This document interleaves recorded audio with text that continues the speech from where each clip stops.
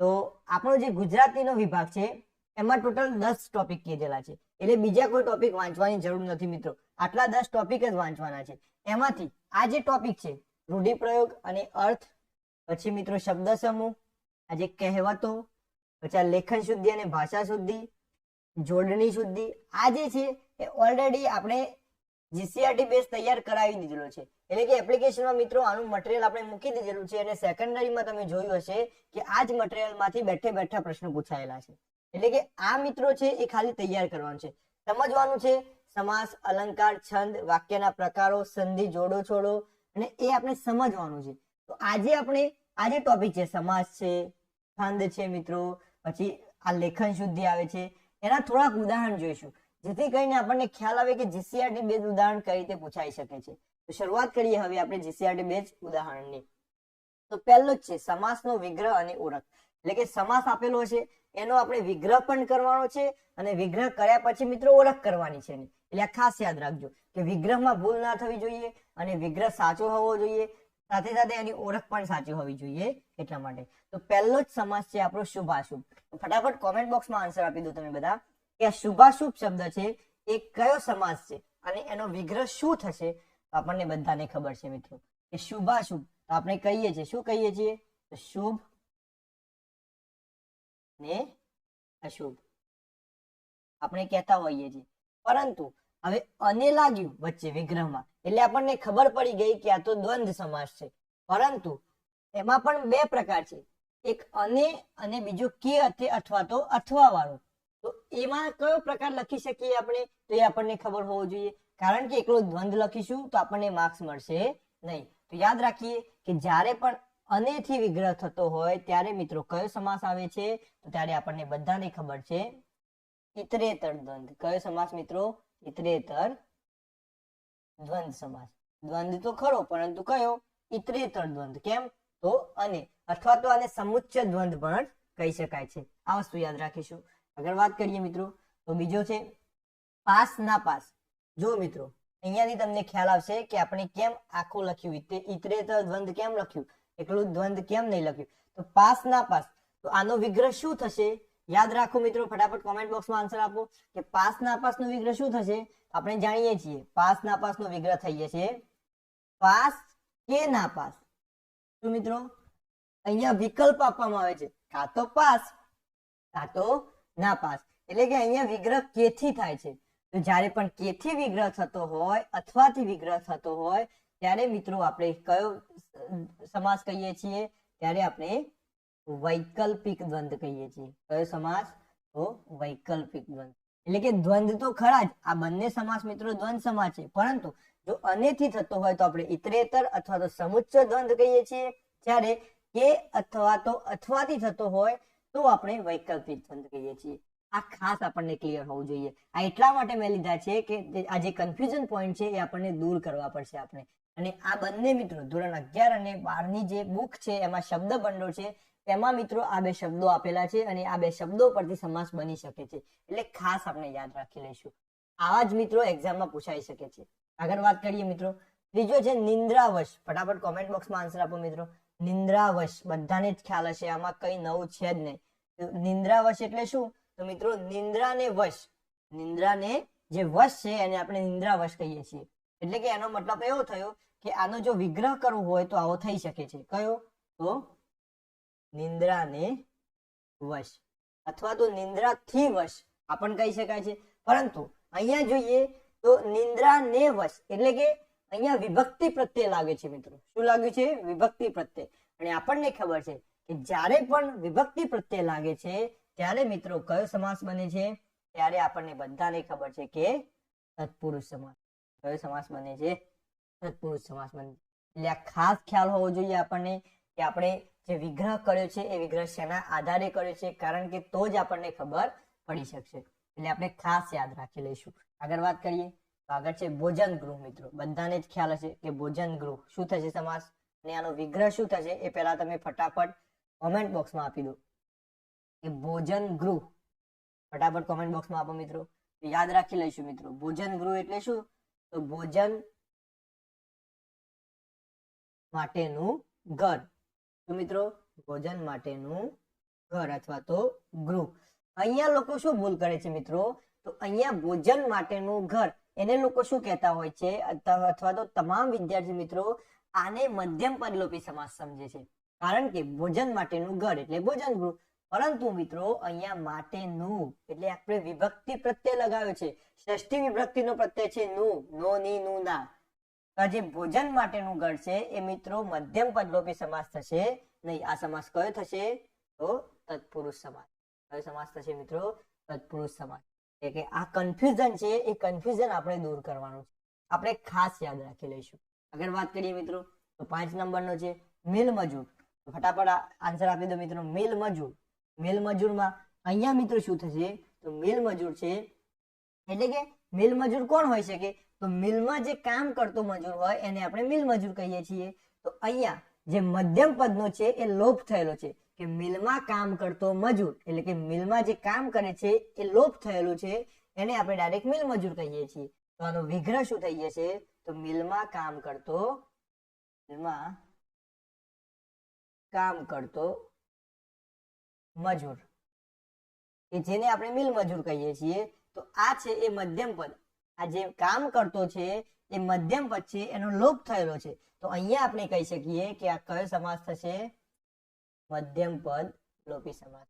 કયો સમાસ થઈ જશે મિત્રો, મધ્યમ પદ લોપી સમાસ થઈ જશે. આપણે ખાસ યાદ રાખી લઈશું કે મિલમાં કામ કરતો મજૂર એટલે કે મધ્યમ પદ લોપી સમાસ. આગળ વાત કરીએ, આગળ છે હિમડુંગર. આ તો બધાને જ ખબર છે, આપણે ઘણીવાર આનું એક્ઝામ્પલ લઈ ચૂકેલા છીએ કે હિમથી બનેલો ડુંગર અથવા તો બરફથી બનેલો ડુંગર એને આપણે શું કહીએ છીએ, હિમડુંગર. એટલે કે હિમથી બનેલો ડુંગર, અને આને આપણે કહીએ છીએ મધ્યમ પદલોપી સમાસ. મધ્યમ પદ લોપી, આપણને ખબર જ છે મિત્રો. આગળ વાત કરીએ તો આગળ છે અમૃત કાકી. મોસ્ટ આઈએમપી છે મિત્રો. આ ધોરણ 9-10 ની જે જીસીઆરટી છે એમાંથી લીધેલો ક્વેશ્ચન છે અને શબ્દ છે અમૃત કાકી. આપણને ખબર છે મિત્રો આનો કોઈ વિગ્રહ નહીં હોય, પરંતુ આ જે અમૃત કાકી છે એ શું છે, નામ છે. અને જ્યારે નામ વપરાયેલું હોય ત્યારે આપણને ખબર છે કે શું આવે છે, કર્મધારય આવે છે. શું આવે છે, કર્મધારય. એટલે કે કોઈ પણ નામ આપેલું હોય તો આપણે આંખો બંધ કરીને કયો સમાસ લખી શકીએ છીએ, તો કર્મધારય લખી શકીએ છીએ. આ પણ આપણને ખ્યાલ હોવો જોઈએ. આગળ વાત કરીએ તો ત્રિનેત્ર. અહીંયા જુઓ મિત્રો, પૂર્વ પદ અને ઉત્તર પદ. તો પૂર્વ પદમાં ત્રિ એટલે કે 3 અને નેત્ર એટલે કે આંખો, એટલે કે 3 આંખોના સમૂહ વાળો એટલે કે ત્રિનેત્ર આપણે કહીએ છીએ. અને જ્યારે 3 નેત્રનો સમૂહ આવું લખીએ આપણે, આનો વિગ્રહ કરવો હોય તો 3 નેત્રનો સમૂહ. અને જ્યારે પૂર્વ પદ સંખ્યાવાચક હોય અને ઉત્તર પદ સમૂહ બતાવતો હોય ત્યારે મિત્રો આપણે કયો સમાસ લખીએ છીએ, તો દ્વિગુ સમાસ લખીએ છીએ. અહીંયા પૂર્વ પદ જુઓ 3, ત્રિ એટલે 3 અને નેત્ર એટલે કે આંખોનો સમૂહ. આંખોનો સમૂહ આપણને ખબર હોવી જોઈએ. એટલે કે ત્રિનેત્ર છે એટલે કે દ્વિગુ સમાસ થઈ જશે. ખાસ યાદ રાખી લઈશું આપણે. આગળ વાત કરીએ 9 નંબર નિર્ભય. બધાને જ ખબર છે, જેને ભય નથી તે, ભય નથી તે એટલે કે નિર્ભય. અને જેને ભય નથી તે એટલે કે આ પર્ટિક્યુલર શબ્દ છે કે જેને ભય નથી તે એટલે આપણે નિર્ભય કહીએ છીએ. તો એ મિત્રો થઈ જશે આપણો બહુવ્રીહી સમાસ. કયો થઈ જશે, બહુવ્રીહી સમાસ. આગળ વાત કરીએ 10 નંબરનો હંસ વાહિની. એટલે કે હંસ જેનું વાહન છે એને આપણે શું કહીએ છીએ, તો હંસ વાહિની કહીએ છીએ. એટલે કે આનો વિગ્રહ કરવો હોય તો થશે હંસ જેનું વાહન છે તે, એટલે કે હંસ વાહિની. તો હવે હંસ જેનું વાહન છે તે એક પર્ટિક્યુલર છે, ફિક્સ છે, તો એને પણ આપણે શેમાં લઈએ છીએ, બહુવ્રીહીમાં લઈએ છીએ, બહુવ્રીહી સમાસમાં લઈએ છીએ. તો આવી રીતે મિત્રો સમાસના જે બુક છે આપણી, એ બુકમાં જેટલા પણ એક્ઝામ્પલ છે એ તમારે સોલ્વ કરી લેવાના છે. કારણ કે મિત્રો એમાંથી જ પૂછાય છે, બહારથી કોઈ પૂછાવાની શક્યતાઓ નથી. 100% અંદરથી પૂછાવાની શક્યતાઓ રહેશે. આપણે કોર્સમાં મિત્રો તમામે તમામ જેટલા શબ્દો નીકળતા હતા એ આપવાનો ટ્રાય કરવાનો છે. એટલે કે ખાસ બધું જ મટીરિયલ આપણે ઓલરેડી આપી દઈશું. એટલે યાદ રાખજો મિત્રો, ખાસ આ રીતે મિત્રો સમાસ અને એના જે વિગ્રહ છે એ અને ઓળખ આપણને ખ્યાલ હોવી જોઈએ. આગળ વાત કરીએ હવે તો આગળ છે મિત્રો વાક્ય શુદ્ધિ. ઘણાને આમાં પ્રોબ્લેમ થાય છે મિત્રો. આના નિયમો અઢળક નિયમો છે મિત્રો, પરંતુ એક વસ્તુ યાદ રાખવાની કે જ્યારે પણ વાક્ય શુદ્ધિનું વાત આવે ત્યારે જે પણ વાક્ય છે એને 2 થી 3 વાર વાંચી જવાનું. તો મિત્રો તો જે પણ વાક્ય આપેલું છે એ વાક્યને 2 થી 3 વાર વાંચવાનું, જેથી કરીને તમે વાંચશો એટલે તમને ખ્યાલ આવશે કે આ એક શબ્દ એવો છે જ્યાં બોલવામાં બંધ બેસતો નથી અને ત્યાં આપણે સુધારો કરવો પડશે. કારણ કે આપણી ભાષા જ એવી છે ગુજરાતી કે જેમાં આપણે બોલીએ એટલે આપણને ખ્યાલ આવી જ જશે કે અહીંયા બંધ બેસતું નથી. બાકી આના નિયમો તો અઢળક નિયમો છે, એટલે ખાસ યાદ રાખજો. નામયોગી આગળ લખાય, પાછળ લખાય, આવા નિયમો મિત્રો અઢળક નિયમો છે. પરંતુ એ નિયમો યાદ ના રાખવા હોય અને 70% સાચો આન્સર જોઈતો હોય તો આપણે શું કરવાનું? તો જે પણ વાક્ય છે એને 2 થી 3 વાર વાંચી જવાનું, એટલે કે ઓટોમેટિક આપણને ખ્યાલ આવશે. હમણાં જોઈએ એટલે આપણને ખ્યાલ આવી જશે. જુઓ મિત્રો, પહેલો જ છે ચા પીવી એ સારી નથી. તો મિત્રો અહીંયા આપણને એવું લાગતું હશે કે આ વાક્ય શુદ્ધ જ છે, પરંતુ મિત્રો આ વાક્ય કેવું છે? તો આ વાક્ય અશુદ્ધ છે. કેવું છે? અશુદ્ધ છે. અને હવે આ અશુદ્ધ વાક્યને આપણે શુદ્ધ વાક્યમાં કન્વર્ટ કરવાનું છે. આપણને તો અહીંયા કઈ જ ભૂલ લાગતી નથી, પરંતુ વાંચી, ચા પીવી એ સારી નથી. ચા પીવી એ સારી નથી. તો અહીંયા આપણને એવું લાગે છે કે અહીંયા થોડું બંધ બેસતું નથી. કેમ? તો ચા પીવી એ સારી નથી કે ચા પીવી એ સારું નથી, આ બંનેમાંથી કયું સારું લાગે છે મિત્રો? તો આપણને ખ્યાલ આવી જાય કે ચા પીવી એ સારું નથી. એટલે કે ચા પીવી એ આપણા શરીર માટે સારું નથી. સારી નથી એ તો આપણે ચા માટે કહીએ છીએ. જો ચા ખરાબ હોય તો લખાય કે ચાનો સ્વાદ સારો નથી, કે એવું લખી શકીએ. પરંતુ આ સારી નથી એ તો કોઈ પણ ભોગે આવી શકે નહીં. આપણે અહીંયા સારું શેના માટે વાપર્યું? તો આપણા સ્વાસ્થ્ય માટે વાપર્યું કે ચા પીવી એ સારું નથી, એટલે કે આપણા જે સ્વાસ્થ્ય માટે સારું નથી. એટલે કે અહીંયા ભૂલ છે અને આપણે આ શુદ્ધ વાક્ય લખી લીધું. આવી રીતે મિત્રો આપણે આપણા 6th સેન્સ થી, આપણા કોન્ફિડન્સ થી આપણે જવાબ લખી શકીએ છીએ. આ વસ્તુ યાદ રાખજો. બીજું જોઈએ, અહીં શુદ્ધ ગાયનું ઘી મળે છે. તો મિત્રો અહીં શુદ્ધ ગાયનું ઘી મળે છે. શું લાગે છે અહીંયા શું ભૂલ હોઈ શકે છે? કોમેન્ટ બોક્સમાં આન્સર આપો મિત્રો. અહીં શુદ્ધ ગાયનું ઘી મળે છે. વાંચતાની સાથે આપણને ખબર પડે કે કઈ બંધ બેસતું મને લાગતું નથી, એટલે કે આ અશુદ્ધ વાક્ય છે. એ આપણને ખબર પડી ગઈ કે અહીં શુદ્ધ ગાયનું ઘી મળે છે. મિત્રો શુદ્ધ ગાયનું ઘી, આ શુદ્ધ શબ્દ શેના માટે વાપર્યો? અહીંયા ગાય માટે. પરંતુ શુદ્ધ ગાય એવું તો કોઈ ઉલ્લેખ જ ના આવે મિત્રો. તો હવે આપણને બંધ બેસતું લખવા માટે શું લખી શકીએ? શુદ્ધ ગાયનું ઘી મળે છે. તો ગાય માટે શુદ્ધ શબ્દ વાપરે છે, પરંતુ રિયલમાં એ શુદ્ધ શબ્દ શેના માટે વપરાવો જોઈએ? તો ઘી માટે વપરાવો જોઈએ. એટલે કે આપણે એમ કહી કહેતા હોવા જોઈએ કે અહીં ગાયનું શુદ્ધ ઘી મળે છે. આ શુદ્ધ શબ્દ છે એ ગાય માટે વપરાય છે, પરંતુ ગાય માટે નથી વાપરવાનો. આપણે તો એ શુદ્ધ શબ્દ ઘી માટે વાપરવાનો છે. આપણે આવી રીતે લખી શકીએ છીએ કે અહીં ગાયનું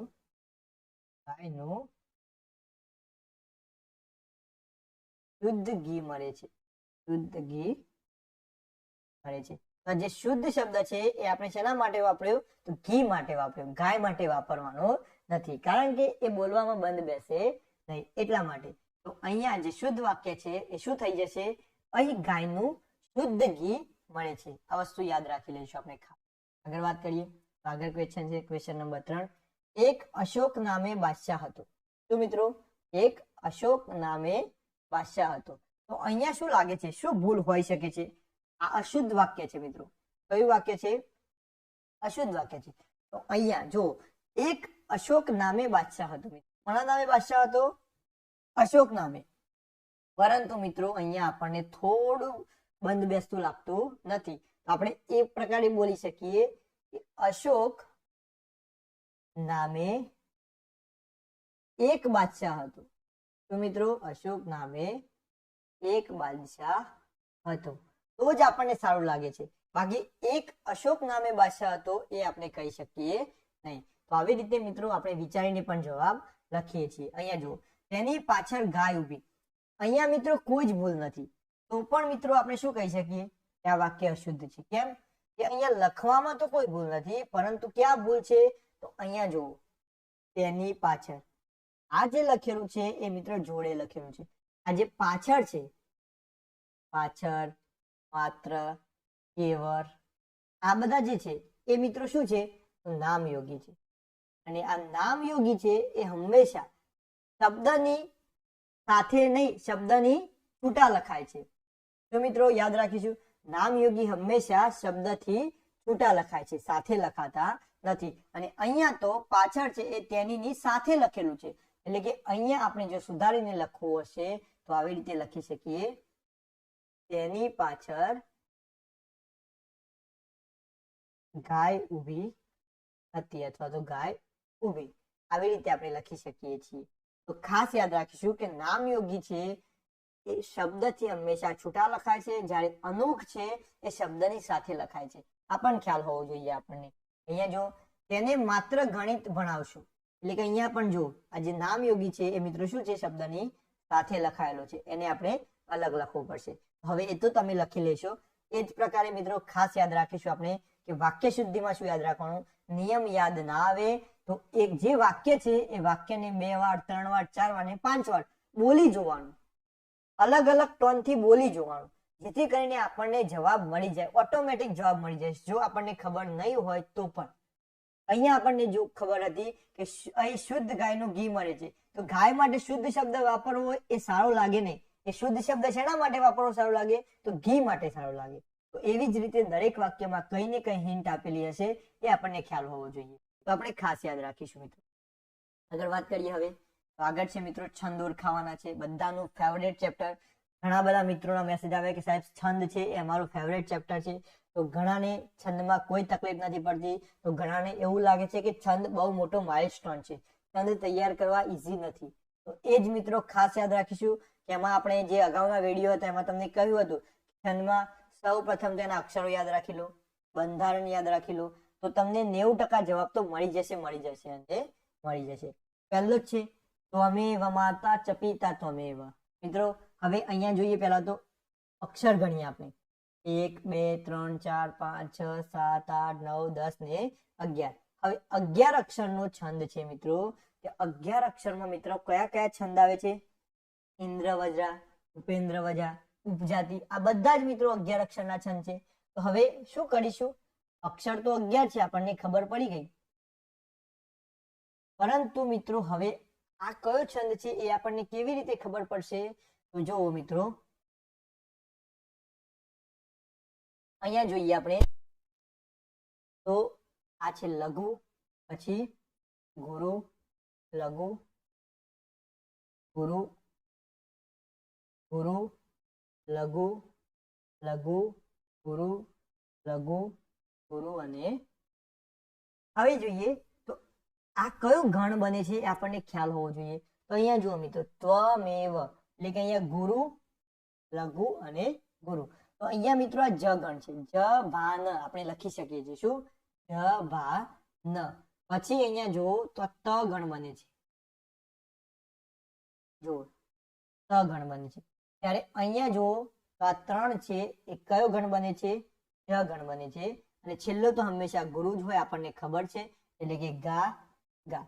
તો જ ત જ ગા ગા. અને આ જત જ ગાગા છે એ મિત્રો કોનું બંધારણ છે, આ જત જ ગાગા છે એ ઉપેન્દ્ર વજ્રાનું બંધારણ. કોનું બંધારણ છે, ઉપેન્દ્ર વજ્રાનું. કયું બંધારણ છે, જ ત જ આ. અને આ ખ્યાલ હોવો જોઈએ. એનો મતલબ એવો થયો કે ત્વમેવ માતા ચ પિતા ત્વમેવ. કયો છંદ થઈ ગયો મિત્રો, ઉપેન્દ્ર વજા. કયો છંદ થઈ ગયો, ઉપેન્દ્ર વજા. જો મિત્રો યતિ પૂછવામાં આવે તો આપણને ખ્યાલ હોવી જોઈએ કે આમાં યતિ છે એ 5મા અક્ષરે આવે. કયા અક્ષરે આવે, 5મા અક્ષરે આવે. આટલું બધું યાદ નહીં રાખો તો ચાલશે, પરંતુ અક્ષર, છંદનું નામ અને એનું બંધારણ આટલું તો આપણને ખ્યાલ હોવો જોઈએ. જોઈએ એવા તરંગ ગતિ સુચંચળ સ્વચ્છ નીર. આ કયો છંદ છે મિત્રો, જો આપણે અક્ષર ગણીએ પહેલા તો 1 2 3 4 5 6 7 8 9 10 11 12 13 અને 14 અક્ષરનો છે. હવે 14 અક્ષરમાં મિત્રો આપણને ખબર છે કે 14 અક્ષરમાં એક જ છંદ છે, કયો, તો વસંત તિલકા. પરંતુ જોઈએ કે આ જે 14 અક્ષરનો જે છંદ છે વસંત તિલકા, એનું બંધારણ તો શું થશે, તો બંધારણ છે તભ જજ ગાગા. તભ જજ ગાગા. હવે આ બંધારણ મિત્રો લાગુ પડે છે કે નહીં એ પણ ખ્યાલ હોવો જોઈએ, કારણ કે 14 અક્ષર તો થઈ ગયા પરંતુ બંધારણ લાગુ ના પડતું હોય તો માત્રામેળ છંદ પણ હોઈ શકે છે. તો જોઈએ ત એટલે તારાજ, તો તારાજ લાગુ પડે છે મિત્રો. તેનો મતલબ એવો થઈ ગયો કે આજે કેવા તરંગ ગતિ સુચંચલ સ્વચ્છ નીર છે મિત્રો, કયો છંદ થઈ જશે? તો વસંત તિલકા થઈ જશે વસંત તિલકા. ખાસ યાદ રાખીશું. એટલા જ માટે મિત્રો હું બંધારણ યાદ રાખવાનો આગ્રહ રાખું છું, કારણ કે અક્ષર તો થઈ જતા હશે પરંતુ મિત્રો બંધારણ જો લાગુ ના પડતું હોય તો એ માત્રામેળ છંદ પણ હોઈ શકે છે. એટલે બંધારણ મિત્રો એકવાર ક્રોસ વેરીફાઈ કરી જોવાનું. આગળ જોઈએ તો ભમો ભરતખંડમાં સકર ભોમ ખુંદી વળી. આ ઘણી વાર મિત્રો આપણે જોયેલું છે અને અક્ષર મેળ છંદ છે બધાને ખબર છે. તો કેટલા અક્ષર છે? 1 2 3 4 5 6 7 8 9 10 11 12 13 14 15 16 અને 17. હવે 17 અક્ષર કન્ફ્યુઝન આવ્યું તો ફરી આ શોર્ટ ટ્રીક બધાને યાદ રખાઈ હતી. મેં યાદ રખાઈ હતી શોર્ટ ટ્રીકમાં મિત્રો. ટોટલ 17 અક્ષર છે. 17 અક્ષર વાળા છંદ દાખલા તરીકે 4 5 6 7 10 11 12 13 એ લઈને છેક 17 સુધી આ 17 અક્ષર છે. પરંતુ શોર્ટ ટ્રીક મેં શું યાદ રખાઈ હતી તમને કે જો આ 17 અક્ષરના છંદ હોય તો 17 અક્ષરમાં ટોટલ 4 છંદ છે. કયા છંદ છે 4 મિત્રો? એક તો મંદાક્રાંતા, પછી મિત્રો શિખરિણી, પછી હરિણી અને પૃથ્વી. આ 4 છંદ મિત્રો 17 અક્ષરના છે. હવે 4 માંથી ઓળખવા કઈ રીતે આપણે? એના માટે મેં તમને એક શોર્ટકટ ટ્રીક હતી. આપણે આ 17 અક્ષર લખ્યા તેમાં તમને કહ્યું હતું કે જો પહેલા 3 ગુરુ હોય, પહેલા 3 ગુરુ અક્ષરો હોય તો એ છંદ થઈ જશે મિત્રો મંદાક્રાંતા. કયો થઈ જશે? મંદાક્રાંતા. જો એ પહેલા 3 ગુરુ ના હોય અને એના પછીના 3 ગુરુ હોય એટલે કે 4 5 અને 6 ગુરુ હોય તો મિત્રો આપણું આ જે છંદ છે એ કયો થઈ જશે? આ શિખરિણી થઈ જશે. કયો થઈ જશે? શિખરિણી થઈ જશે. અને એ પણ ના હોય અને 7 8 અને 9 જો ગુરુ હોય તો મિત્રો કયો છંદ થઈ જશે? હરિણી થઈ જશે. કયો છંદ થઈ જશે? હરિણી થઈ જશે. અને આ 3 લાગુ ના પડે તો મિત્રો કયો છંદ લાગુ પડી જશે? પૃથ્વી છંદ લાગુ પડી જશે. કયો છંદ લાગુ પડી જશે? પૃથ્વી છંદ લાગુ પડી જશે. આ ખાસ યાદ રાખી લેજો. આ 17 અક્ષરના 4 છંદ છે એની યાદ રાખવાની એક બેસ્ટ શોર્ટકટ ટ્રીક છે અને દરેક એક્ઝામ્પલમાં કામ આવે છે. એટલા માટે આ યાદ રાખી લેવાનું આપણે, તો જ આપણે 17 અક્ષરના છંદ પારખી શકીશું મિત્રો. તો ખાસ પહેલા 3 ગુરુ હોય તો મંદાક્રાંતા, પછી 4 5 અને 6 ગુરુ હોય તો શિખરિણી, 7 8 9 ગુરુ હોય તો હરિણી અને આ 3 લાગુ ના પડતા હોય તો મિત્રો કયો? પૃથ્વી છંદ. આપણને ખાસ ખ્યાલ હોવો જોઈએ. આટલી વસ્તુ યાદ રાખી લઈશું આપણે ખાસ. તો અહીંયા જોઈએ તો હવે ભમો ભરતખંડમાં સકર ભોમ ખુંદી વળી. ફટાફટ આન્સર આપો મિત્રો. આ કયો છંદ હોઈ શકે છે? મંદાક્રાંતા બને, શિખરિણી બને, હરિણી બને કે પૃથ્વી બને? ફટાફટ આન્સર આપી દો મિત્રો. ત્યાં સુધી આપણે આ ઇરેઝ કરી લઈએ. તો યાદ રાખો, જો પહેલા 3 માં ગુરુ થાય છે તો તેમાં ભ મો ભ એટલે કે અહીંયા જોઈએ તો આ તો લઘુ ગુરુ લઘુ એટલે કે પહેલા 3 નથી એટલે કે એનો મતલબ મંદાક્રાંતા તો નથી. પછી જોઈએ કે પાછળના 3 છે ર ત ખંડ એટલે કદાચ આ ગુરુ છે પરંતુ આ તો બંને લઘુ છે એટલે એ પણ લાગુ નથી પડતું. તો હવે આગળના 3 જોઈએ. આગળના 3 છે આ 3, તો એમાં ડ જ ગુરુ છે લઘુ છે અને સ લઘુ છે એટલે કે એ પણ લાગુ ના પડે. એટલે કે હરિણી પણ લાગુ ના પડે. એટલે કયો છંદ લાગુ પડશે અહીંયા? તો અહીંયા પૃથ્વી છંદ લાગુ પડી જશે. કયો છંદ લાગુ પડી જશે મિત્રો? પૃથ્વી. કે આ પૃથ્વી છે. પરંતુ આપણે ક્રોસ વેરીફાઈ તો કરવું જ રહ્યું, કારણ કે કદાચ પૃથ્વી છંદ ના હોય અને માત્રામેળ હોઈ શકે છે. એટલે તો પૃથ્વી છંદનું બંધારણ આપણને ખ્યાલ હોવો જોઈએ. તો પૃથ્વી છંદનું બંધારણ શું હશે મિત્રો? જસ જસ યલગા. આપણને બધાને યાદ જ છે. જસ જસ યલગા એટલે કે પહેલો છે જ ભાન. જ એટલે કે લઘુ, ભા એટલે કે ગુરુ, અન્ન એટલે કે ગુરુ. તો લાગુ પડે છે. તો આ છંદ થઈ જશે મિત્રો પૃથ્વી છંદ. ખાસ યાદ રાખી લઈશું. આવી રીતે મિત્રો અલગ અલગ શોર્ટ ટ્રીકો યાદ રાખતા રહેજો, કારણ કે એક્ઝામમાં સીધું કામ આવી જશે. આગળ વાત કરીએ. ઉગે છે નભ સૂર્ય ગાઢ જગના અંધાર ને ભેગા. તો શું થશે મિત્રો? જોઈએ અહીંયા 1 2 3 4 5 6 7 8 9 10 11 12 13 14 15 16 17 18 અને 19. તો 19 અક્ષરનો તો એક જ છંદ છે મિત્રો. કયો છંદ છે? શાર્દૂલ વિક્રીડિત છંદ. કયો છંદ છે મિત્રો? શાર્દૂલ વિક્રીડિત છંદ. હવે શાર્દૂલ વિક્રીડિત છંદ આપણે નક્કી કર્યું, પરંતુ એનું બંધારણ શું થશે? તો એનું બંધારણ છે આપણને ખબર છે. શાર્દૂલ વિક્રીડિત નું મેં કઈ રીતે યાદ રખાયું હતું મિત્રો? જે પણ મારા જોડે ભણ્યા છે એમને ખ્યાલ જ હશે કે શાર્દૂલ વિક્રીડિત છંદ નું બંધારણ કઈ રીતે યાદ રખાયું હતું? તો માસી જસી તુતોગા. શું યાદ રખાયું હતું? માસી જસી તુતોગા એટલે કે મસ જસ તતગા. તો અહીંયા જો મ એટલે કે માતારા, તો માતારા તો લાગુ પડે છે, એટલે કે આ છંદ થઈ જશે શાર્દૂલ વિક્રીડિત છંદ. ખાસ યાદ રાખી લેજો મિત્રો. આગળ વાત કરીએ. ભૂલો ભલે બીજું બધું, મા બાપને ભૂલશો નહીં. ખાસ મિત્રો આ માત્રા મેળ છંદ છે અને તમારે કોમેન્ટ બોક્સમાં આન્સર આપવાનો છે કે આ છંદ કયો છે. આ તમારી માટે હોમવર્ક છે. તો મિત્રો આ હોમવર્ક છે કે 5 નંબરનો ભૂલો ભલે બીજું બધું, મા બાપને ભૂલશો નહીં. આ માત્રા મેળ છંદ છે અને તમારે કોમેન્ટ બોક્સમાં આન્સર આપવાનો છે કે આ છંદ કયો છે. ખાસ મિત્રો યાદ રાખી લઈશું આપણે. આગળ વાત કરીએ તો આગળનો ક્વેશ્ચન છે. તો આગળ મિત્રો આપણે સૂચના મુજબ આન્સર આપો એવું કહે છે અહીંયા. તો વાક્ય રૂપાંતર એટલે કે આ હોમવર્ક માટે હું લઈને આવ્યો હતો તમારી માટે કે તમારે આ એક છંદ અને આ જે બે વાક્યો છે એ તમારે હોમવર્ક સમજી અને કોમેન્ટ બોક્સમાં આન્સર આપવાનો છે.